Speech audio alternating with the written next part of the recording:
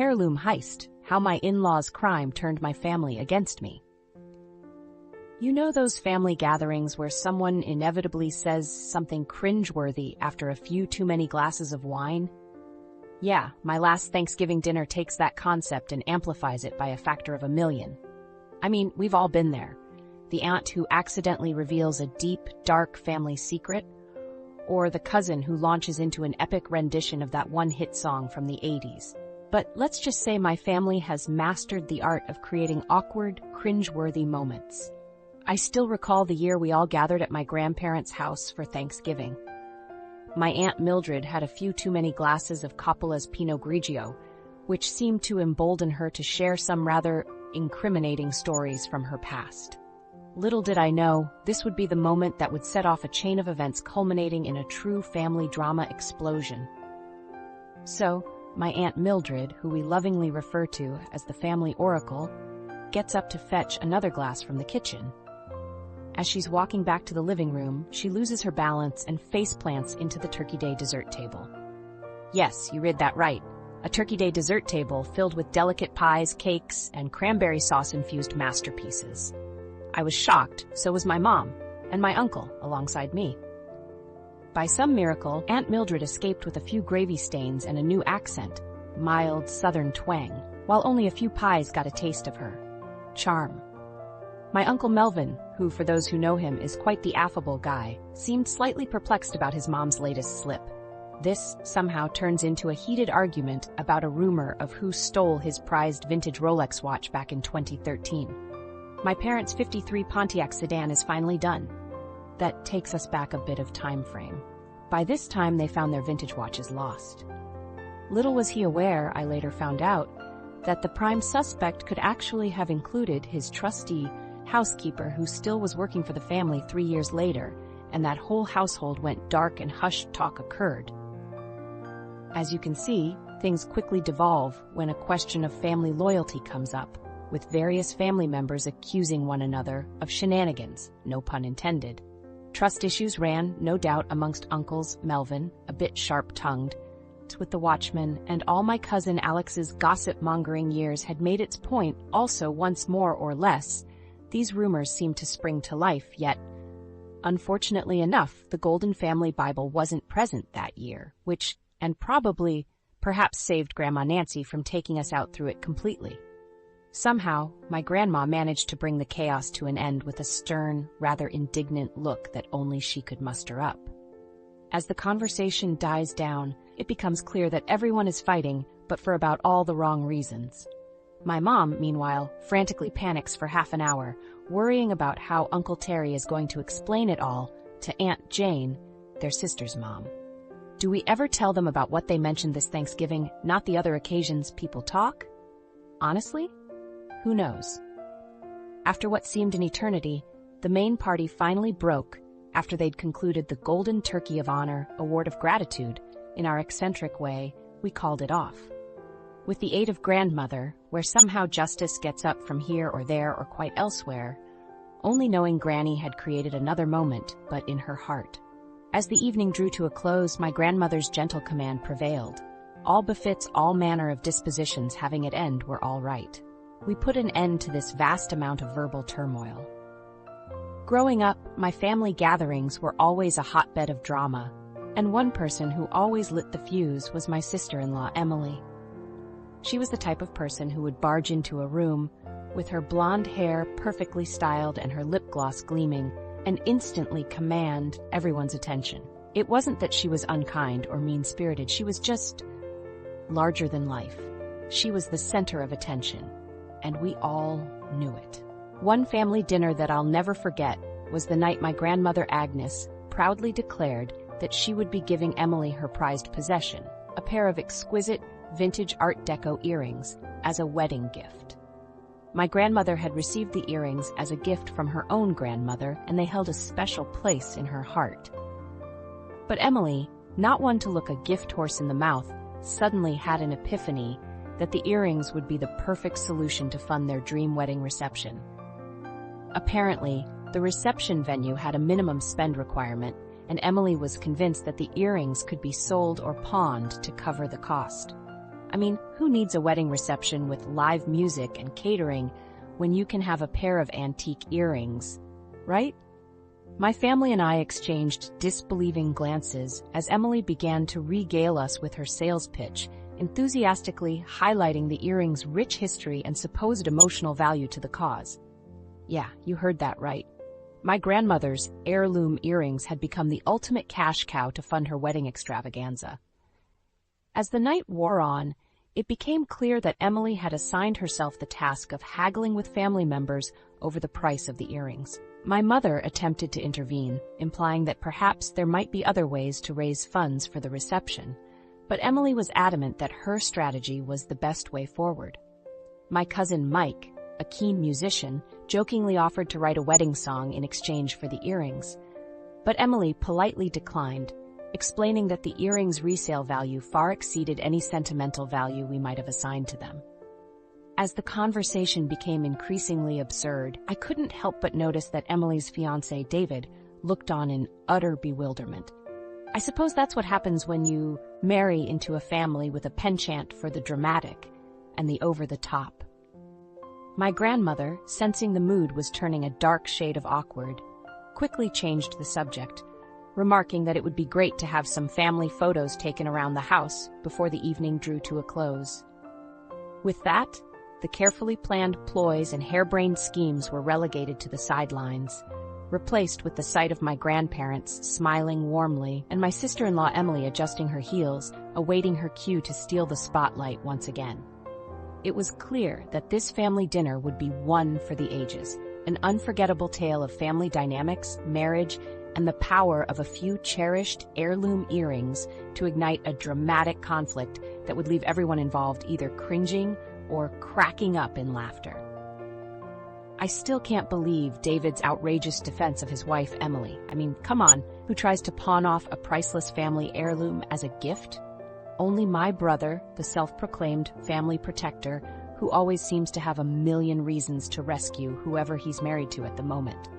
His ridiculous story goes like this: how I had gifted the earrings to Emily months ago, as if that's something I regularly do. No. My grandmother specifically left those earrings to me in her will, and I've been taking good care of them all these years. I don't think anyone gets away with claiming those were going to go to Emily as a surprise. From me, no less. For one thing, those earrings are one-of-a-kind pieces. You can't just replace them with anything else. My grandmother designed them herself, using a combination of diamonds and family secrets that she only ever shared with me. I think I'd notice if they were gone, or at least if they magically found their way into someone else's safe. But the real kicker is that David thought I'd actually go for this. It's like, come on, bro, are you kidding me? Of course, I'm not going to just brush off a priceless family heirloom as some kind of impulsive gift. If I were that reckless with family treasures, I think Gramps would have rolled over in his grave years ago. David's version of events sounds more like something he borrowed from The Great Gatsby. Just kidding. Nick Carraway would never pull off such a flimsy excuse. Meanwhile, Emily just looked oh so innocent the whole time, with her long lashes batting and that guilty but cheery grin plastered on her face, daring anyone to confront the elephant in the room, her blatant jewelry heist. What really gets me is that David expects me to believe all this just because he's wearing that who me puppy dog face. I swear brothers can be such epic goofballs sometimes, but next time I'm not having it. I still can't believe David's outrageous defense of his wife Emily. I mean, come on, who tries to pawn off a priceless family heirloom as a gift? Only my brother, the self-proclaimed family protector, who always seems to have a million reasons to rescue whoever he's married to at the moment. His ridiculous story goes like this: how I had gifted the earrings to Emily months ago, as if that's something I regularly do. No. My grandmother specifically left those earrings to me in her will, and I've been taking good care of them all these years. I don't think anyone gets away with claiming those were going to go to Emily as a surprise. From me, no less. For one thing, those earrings are one-of-a-kind pieces. You can't just replace them with anything else. My grandmother designed them herself, using a combination of diamonds and family secrets that she only ever shared with me. I think I'd notice if they were gone, or at least if they magically found their way into someone else's safe. But the real kicker is that David thought I'd actually go for this. Like, come on, bro, are you kidding me? Of course, I'm not going to just brush off a priceless family heirloom as some kind of impulsive gift. If I were that reckless with family treasures, I think Gramps would have rolled over in his grave years ago. David's version of events sounds more like something he borrowed from The Great Gatsby. Just kidding. Nick Carraway would never pull off such a flimsy excuse. Meanwhile, Emily just looked oh so innocent the whole time, with her long lashes batting and that guilty but cheery grin plastered on her face, daring anyone to confront the elephant in the room, her blatant jewelry heist. What really gets me is that David expects me to believe all this just because he's wearing that who me puppy dog face. I swear, brothers can be such epic goofballs sometimes. But next time, I'm not having it. I'm still trying to process how quickly my family ripped each other apart. It was like a slow-motion train wreck that you couldn't look away from. I mean, I've seen families fight at holidays before, but this was something else. My parents were at the center of it all, trying to play the role of the peacemaker, but it was too little, too late. My mom was furious with my dad, while my dad was hurt by my mom's accusations. It was like they were trying to outdo each other in a game of escalating ridiculousness. Meanwhile, my aunts were taking sides, with one camp convinced that the other was just flat out wrong. I'm pretty sure I heard one of them say, "You're being so ungrateful," and another retort with, "Oh, you're one to talk, miss, I'm so perfect I can't possibly be wrong." My cousins were busy forming their own alliances and plotting their next moves. I saw some of them forming a group chat, quickly dubbed Have the Other Side, where they were discussing their grievances against certain family members. I'm pretty sure I saw one of them write something about how certain people were totally ruining the family Christmas dinner. I'm just assuming it was a veiled reference to me, since I had the audacity to disagree with their opinion on some obscure sports team. It was like Game of Thrones had descended upon our humble family gathering, but instead of battles and dragons, we had Facebook posts and tweets that were just as contentious. I mean, who needs the red wedding when you have a family feud on social media? I swear it was like the entire family was trying to out-snark each other, with some folks playing the victim, others playing the martyr, and a select few playing the "I'm really a likable guy." Even though I messaged a screenshot of your private message to everyone in the group card. At one point I was wondering if the only thing that would bring us all together was a zombie apocalypse or a rogue alien invasion. Finally, someone brought out the infamous family recipe for Tobel Brudchen cookies. And for a brief moment, everyone was united in their quest for the perfect sugar cookie. But let's be real, even the cookies couldn't hold us together for long. It's not like we learned anything from the experience, we just kind of moved on. I still can't believe it's come to this. I wasn't about to let David's egregious behavior slide, all because of a pair of antique earrings that held immense sentimental value. Those earrings, passed down from my grandmother, were more than just a piece of jewelry. They represented a piece of our family's history. As I reflect on the events that unfolded, I have to admit it started with my innocence. I was at a family gathering, chatting with my cousin Emily, when David snatched those precious earrings from my neck, declaring they were lost property. What the? I was taken aback, but I didn't think much of it at the time. That was until he started denying ever owning them and claimed they were his all along. That's when I realized David was not only a slippery character, but also an unscrupulous one. So I did what any reasonable person would do. I pressed charges. I mean, who steals family heirlooms and then denies owning them? That's just, well, not okay. That's when David really showed his true colors. He started fabricating evidence, creating fake text messages, and even tried to bribe our cousin Sarah to say she witnessed me giving the earrings to Emily. The nerve of some people is truly astounding. I mean, who creates fake text messages and expects to get away with it? It's like something out of a bad soap opera. But the pièce de résistance was when David tried to pass off a fake expert witness to prove that the earrings were actually fake. Part of a Russian flea market find, no less. David's scheme was so convoluted it could have given a magician a run for his money. Needless to say, Sarah has a conscience and didn't fall for it. She texted me a bestie help message within minutes, and we quickly compared stories. This only fueled my determination to get to the bottom of David's preposterous scheme. The drama that ensued, with sides taken, positions staked, and tempers flaring, was unlike anything our family had ever seen. There were feuds formed over the issue, family secrets revealed, and some delicious side-eye courtesy of my great-aunt Phyllis, who I'm pretty sure is the only person in history to use the phrase, "What I did in my past was inexcusable, but this David person is a whole different story altogether." I still get embarrassed just thinking about it. The trial of my brother David, the master manipulator, was like something out of a bad cable TV show.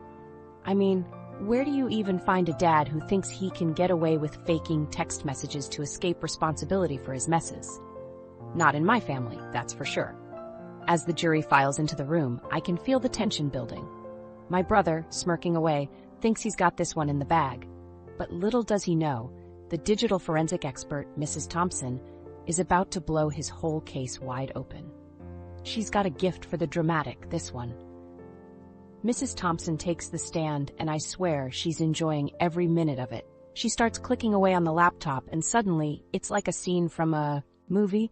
Witnesses on the stand, hidden documents revealed, the culprit exposed. It's all a bit too much, even for our eccentric great-aunt who thinks she's a detective.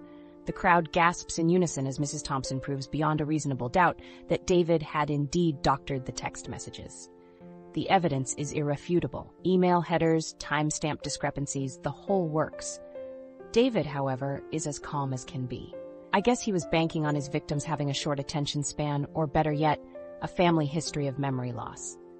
But then, the real kicker comes. The court produces a copy of those infamous stealing incident security footage, and my brother's confession after he was caught trying to pawn off the loot. That's right, folks. The man went from thief to defense attorney, all in the same night. The courtroom erupts into a mixture of gasps and snickers. I'm cringing so hard, I'm pretty sure my face will freeze that way.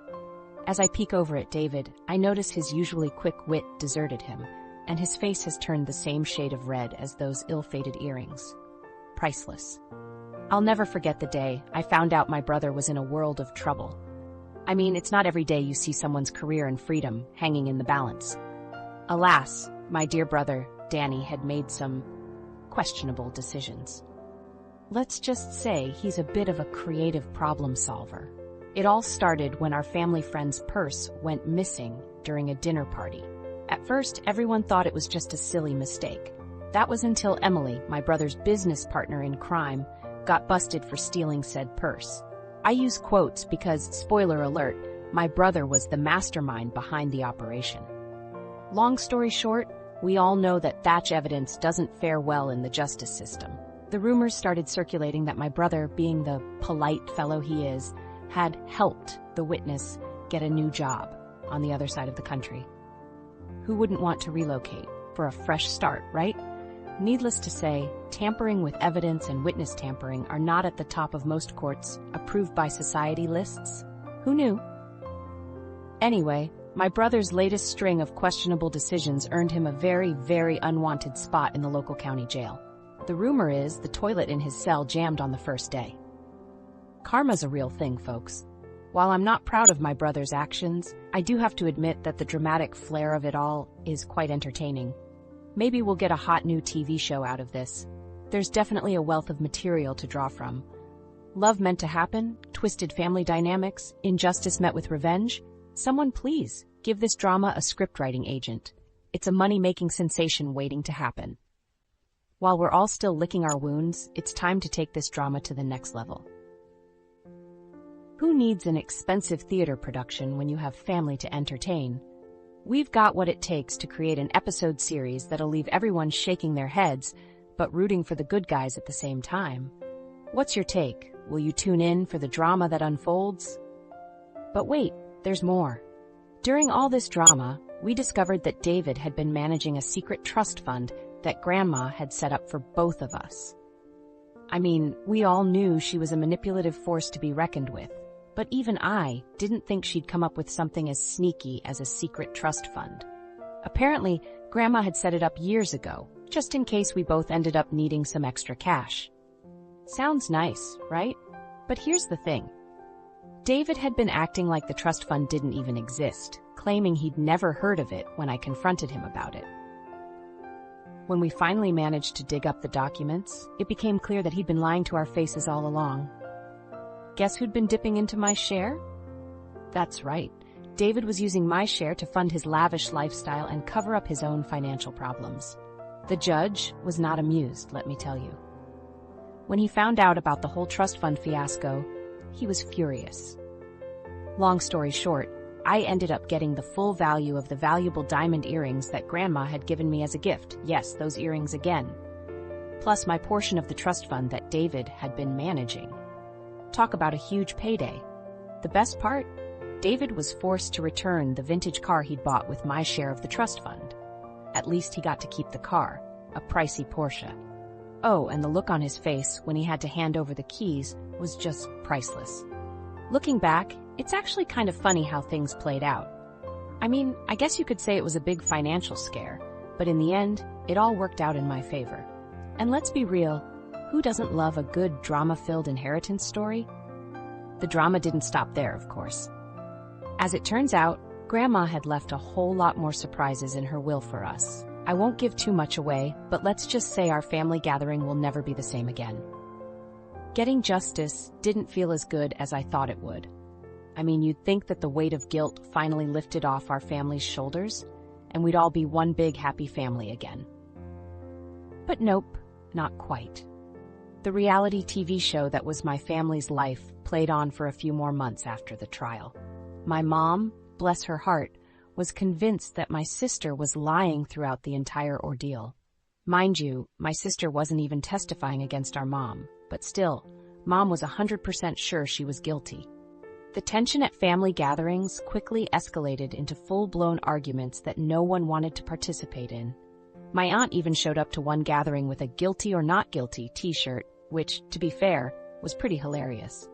As for me, I was just trying to wrap my head around the fact that I had to choose between standing up for what I believed in and saving our family from the toxic drama that had been going on for years. My cousin, who had also testified against our mom, was getting hate mail from loyal family members who still believed in the mom's innocence. It made for some pretty awkward family photos. Our family gatherings looked more like a soap opera set than a normal family dinner. Every conversation revolved around who was lying, who was telling the truth, and who was secretly teaming up with whomever to take down our poor, innocent mom. I was surprised our family gatherings didn't have their own publicist to control the narrative. People might think getting justice is the best feeling in the world, but trust me, it's not all sunshine and rainbows. Sometimes it means losing the people who are supposed to love and support you, all because you stood up for what's right. But hey, at least our family gatherings will never be boring again, right? I still haven't figured out what possessed me to make such a spontaneous decision with my newfound inheritance. I mean, who does that? But as it turns out, I'm the kind of person who'd rather flee to the Cayman Islands and get a tan than deal with the aftermath of a crazy family gathering moment. The moment I arrived in this beautiful island, I felt a mix of emotions: relief, excitement, and a hint of guilt for not being a responsible adult. But as soon as I dipped my toes in the warm turquoise waters, I decided to let go of my worries and indulge in some serious R&R. 2 weeks flew by, and I found myself in a blissful state, sipping on piña coladas and watching the sunset over the ocean. There was this one spot on the beach that was my absolute favorite. It had a quiet, secluded ambiance and the most breathtaking views of the sunset. I spent hours sitting there, just thinking about everything that had transpired back home. It was a peculiar type of therapy, but hey, it worked. I soon became a regular at this beachside spot, and the locals started recognizing me. One of them, an elderly woman named Agnes, even took a liking to me and became my de facto island mom. She would often sneak me coconut treats and share stories of her life, regaling me with tales of the island's rich history and folklore. Those were the moments I cherished the most during my stay. Just being able to momentarily escape my reality and immerse myself in the serene beauty of this island paradise was what I needed at that point. Who knew that inheriting a fortune would be the perfect excuse to take a break from family drama and reconnect with myself? I've got to say, my life has been a wild ride lately. It started when my cousin David decided to try his hand at being a cat burglar. Yeah, you read that right, cat burglar. I mean, I've seen some questionable life choices in my time, but this one takes the cake. Or should I say, it takes the grandmother's diamond necklace? Long story short, David ended up getting caught red-handed, or should I say red-pawed, and now he's trading in his designer suits for a nice new orange jumpsuit. And if David's adventures weren't enough, my other cousin Emily decided to try her hand at becoming a social media influencer. I mean, who doesn't want to be famous online, right? The problem was, Emily's idea of connecting with her audience involved posting pictures of her lavish lifestyle, bragging about her amazing deals, which were really just her mom's credit card purchases, and pretending to be a travel blogger, when really she was just visiting her aunt's timeshare in Vegas. Let's just say her social media dreams crashed and burned faster than a plane in a storm. Her Instagram is now just a bunch of dead links and forgotten selfie attempts. As for me, I've learned that sometimes the family you choose is better than the family you're born into. I used to think that my crazy relatives were just a part of the fun, but now I realize that they're actually more trouble than they're worth. I mean, who needs relatives who steal from the elderly or fake their online persona when you can have friends who won't judge you for eating an entire pizza by yourself? But what's the moral of this story? Maybe it's that karma's real, or that crime doesn't pay, or simply that you should never mess with someone's grandmother's jewelry. But I think the real lesson is that sometimes standing up for yourself means being willing to lose people who never really had your back in the first place. Don't get me wrong, I love my family, but I'm starting to think that I need to take a step back and reevaluate who's really worth fighting for. If you enjoyed this crazy story time, don't forget to like and subscribe.